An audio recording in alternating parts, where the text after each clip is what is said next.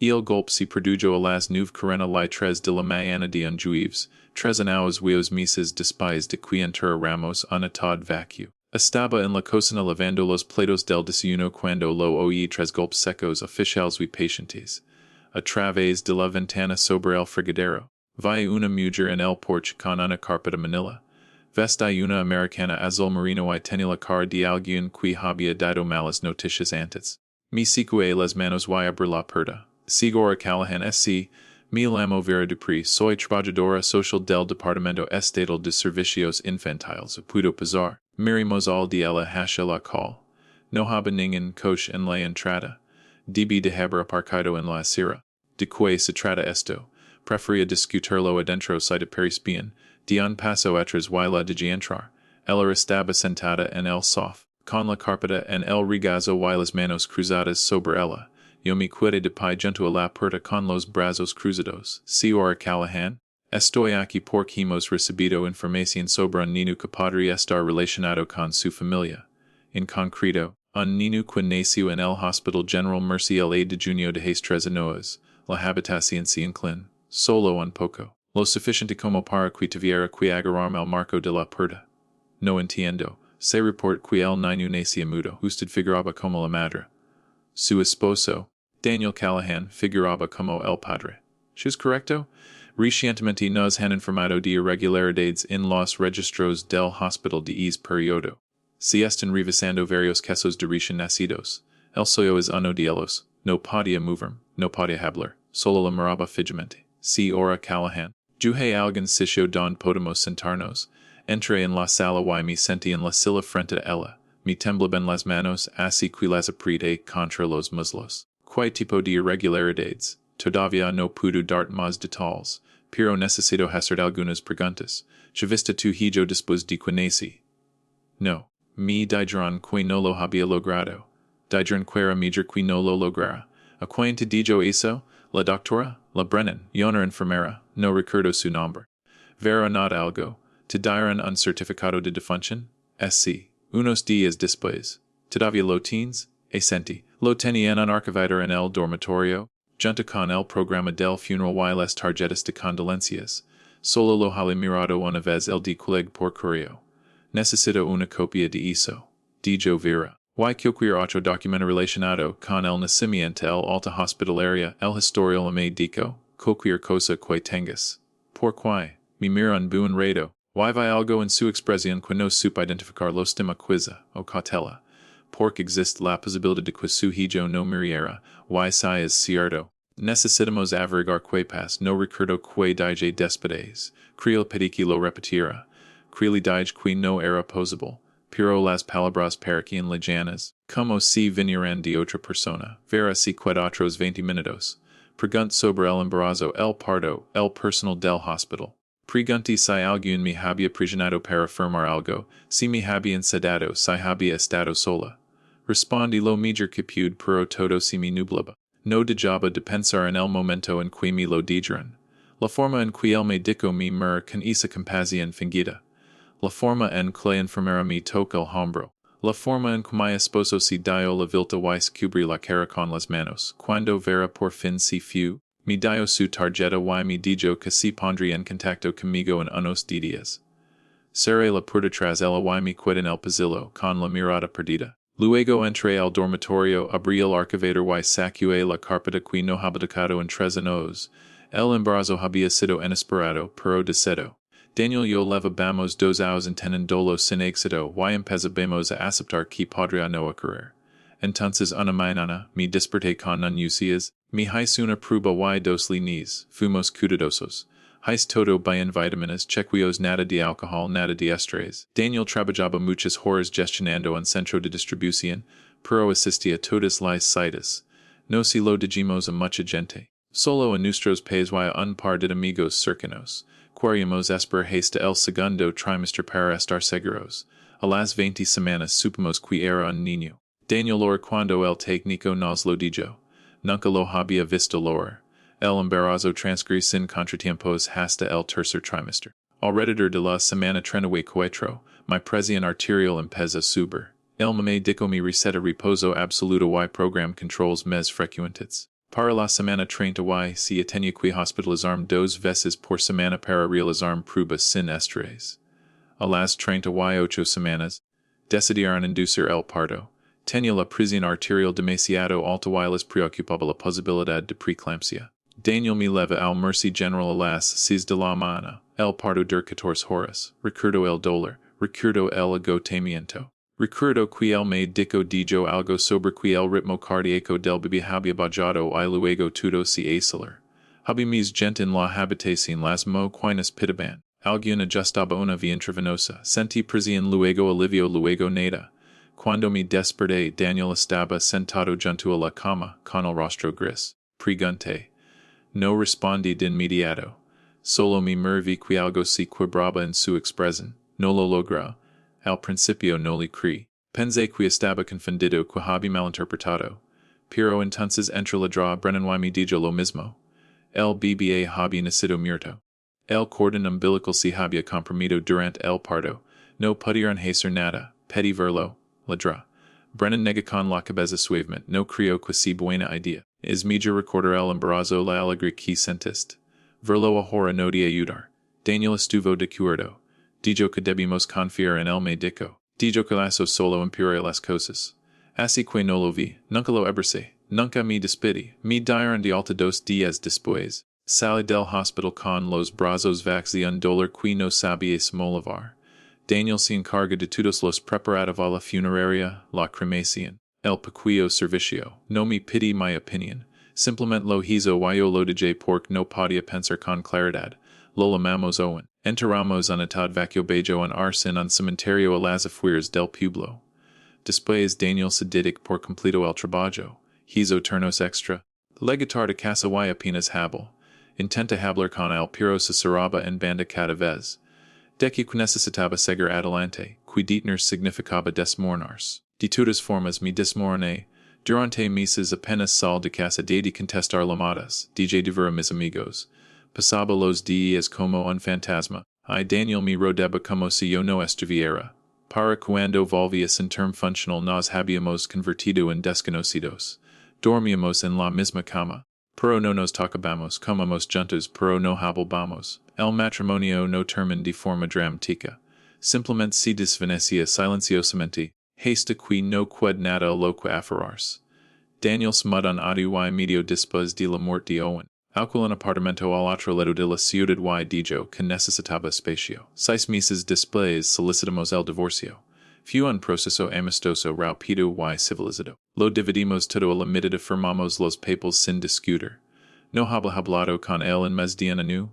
Ahora, sentada en el suelo de mi habitación con el certificado de defunción en las manos, pensé en llamarlo. Pero no sabía qué dejarlo. En lugar de eso, leí el documento nuevamente, lentamente esta vez, buscando algo que me hubiera perdido. Owen Michael Callahan, nací el A de junio de 2019 a las 20:47. Falleció el A de junio de 2019 a las 20:47. Causa de muerte fetal por compresión del cordón umbilical. Firmado por la Dra. Emily Brennan. Presentado por Mercy General Hospital. Le tomo una foto con mi teléfono y se le envié por correo electrónico a Vera Dupree. Luego me senté allí en silencio y traté de recordar si alguna vez lo hablo y dolorar. Vera me lam 2 días después me pregunta si podía ir a su oficina. No me explico por qué, solo dijo que era importante. Acepté y conjugué hasta el centro, un edificio que nunca antes había visto. Una estructura baja de ladrillo encajada entre una oficina de fianzas y una lavandería. Su oficina era pequeña y estaba desordenada, con archivos apilados por todas partes. Me quit una silla y se sent detrás de su escritorio. Gracias por venir. Quería poner de en persona. Bueno, hemos estado investigando el caso de una ex-enfermera del Mercy General. Se llama Lindsay Pratt. Trabaja en el área de partos de 2017 a 2020. Hace unos 6 meses. Fue arrestada por robo de identidad y fraud. Durante la investigación, las autoridades encontraron documentos en su domicilio relacionados con varios nacimientos en el Mercy General, incluido el de su hijo. Sentí una operación en el pecho. ¿Qué tipo de documentos? Actas de nacimiento, solicitudes de seguridad social, trámites de adopción. La palabra me golpe como un puñetazo. Adopción. Creemos que Lindsay Pratt estaba involucrada en un plan de adopción ilegal. Identificaba madres vulnerables, mujeres sedadas. Solus o en peligro durante el parto y falsificaba registros para que perciera que sus bebés nacieron muertos. Los bebés eran luego entregados a familias adoptivas a través de una red privada. Las familias pagaban sumas considerables de dinero y Lindsay recibía una parte. No podía entonces hemos identificado once casos hasta ahora el soy es uno de ellos. De el end este mi hijo? Vera duda, estamos trabajando en eso. Los registros que Lindsay tenía estaban incompletos. Algunos negas han sido localizados, otros no. Estamos haciendo todo lo posible. Está vivo, en no lo sabemos. Me puse de pie. Sentí las piernas débiles pero necesitaba moverme. Me acerqué a la ventana y miré el estacionamiento. Por qué nadie se dio cuenta de esto antes. Lindsay fue cuidadosa.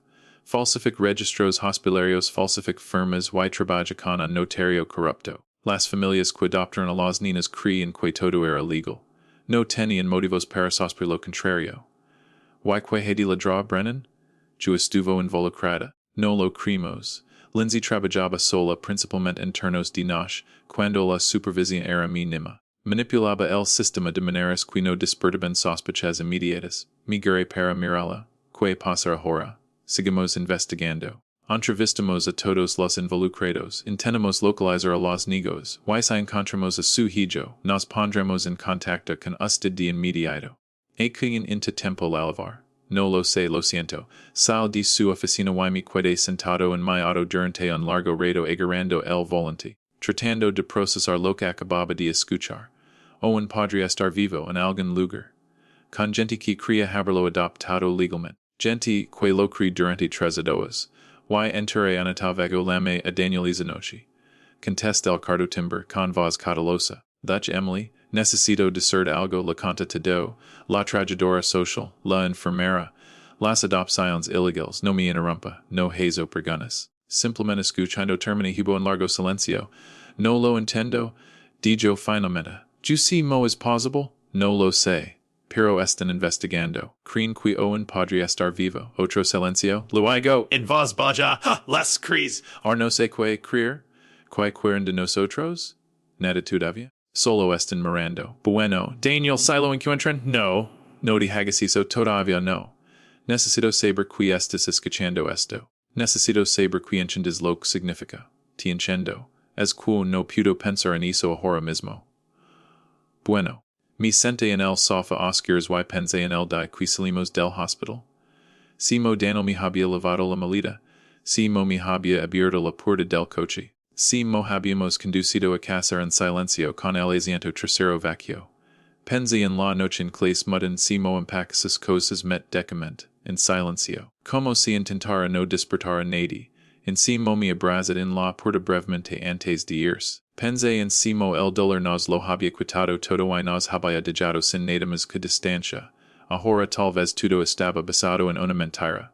Pasaron 3 semanas. No supe nada de Vera. Lam 2 veces Willy dejé mensajes. No me devolví la llamada. Intenté seguir con mi vida. Trabajaba. Haka facturasi me dedica desde casa. Pero no podía concentrarme. Comedy errors, incomplete plazos, olvidé presentar reclamaciones. Mi supervisora me llama y me pregunta si todo estaba bien. Le dije que estaba lidiando con un asunto familiar. Me dijo que me tomara el tiempo que necesitara. Dejé de dormir. Todas las noches, me quedaba despierta pensando en posibles situaciones. Lo encontraban. Juay si no, I call. Si era filas donde estaba. Juay si no, why si coins lo tenían lo amaban. Juay si no. Empecé a buscar en internet. Busqué a Lindsay Pratt y encontré artículos sobre su arresto. La habían acusado de fraud, robo de identidad y conspiración. Estaba a la espera de juicio. Encontré una foto suya, una mujer de nos carena en ios con el pelo corto y rubio una sonrisa cansada. Parecía una persona común y corriente. Como alguien con cuarenta cruces en un supermercado y en quien nunca me piensas. Busqué información sobre el Hospital General Mercy. No había noticias sobre las adopciones, ni declaraciones ni agradecimientos. Solo las actualizaciones habituales sobre servicios y eventos. Pensé en Eroli. Entra a la sala de partos y exigir respuestas. Pero no lo hice. Porque sabía que no serviría de nada. Las personas que habían estado allí 3 años atrás probablemente ya no estaban. Y las quadaban no me dirían nada. Así que esperé. y luego en martits por la tarn, seed ora Callahan apid venir a mi oficina manon a las dies lo en contrasti, por favor. Pace. Hablamos luego. No dormís en noche. A la manana siguiente liligue a la oficina de vera 20 minutos antes. Mi esperaba junta con un hombre qui no reconocí. Tenía unos 52 vestia traje lavaba un maletín. Si ora Callahan estes Richard Moss, es abogado del Estado. Richard se levantí y me estrech la mano. Gras por venir. Nos sentimos y ver abrir una carpeta en su escritorio. Hemos localizado a su hijo. No pude hablar. Solo la miré fijamente. Vive con una familia en suburbio y unos 145 kilómetros de aquí. Los padres adoptivos Solomon Kevin y Allison Porter. Lo adoptaron a través de una agencia privada que formaba parte de la red de Lindsay Pratt. Pagaron 85,000 $5,000 y crearon que la adopción era legal. Est ben, según la trabajadora social que visita el hogar si est sano, bien cuidado y paris estar prosperando. Quiero verlo. Richard se inclin hacia delante. Sidora Callahan necesito explicar la situación legal. Los Porter adoptaron a su hijo de buena fe. No tienen conocimiento del fraud. Desde su perspectiva.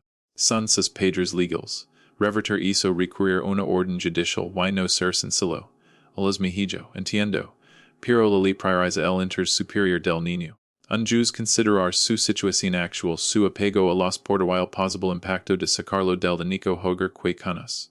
Entonces, ¿qué estás diciendo? Digo que esto va a ser una lucha. Y va a levar tiempo. Vera intervino estamos presentando una solicitud para anular la adopción por fraud. También estamos presentando cargos penales contra todos los involucrados en el plan. Pero Richard tiene razón esto no suceder pronto. Conta tiempo. Meses. Quizás mías. Sentí que algo se cubraba dentro de mí. Ya, he perdido 3 Slow. O sé y lo siento, pero tenemos que hacerlo bien.